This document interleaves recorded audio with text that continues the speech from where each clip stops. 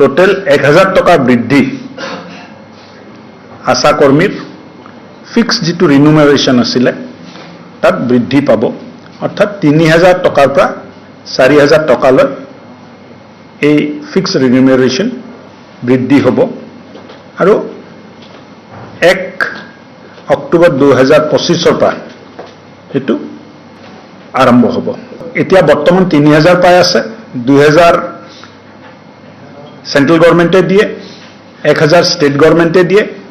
এটা নতুনকে অক্টোবৰৰ পৰা 4000 পাব। 4000ত 2500 টাকা সেন্ট্রাল গভর্নমেন্টে দিব, 1500 টাকা স্টেট গভর্নমেন্টে দিব। টোটেল 1000 টাকা বৃদ্ধি আশা কর্মীর ফিক্স যেটো রিনুমারেশন আছিলে তাত বৃদ্ধি পাব অর্থাৎ 3000 টাকাৰ পৰা 4000 টাকালৈ এই ফিক্স ৰিনুমাৰেশন বৃদ্ধি হব আৰু 1 অক্টোবৰ 2025 পৰা এটো আৰম্ভ হব।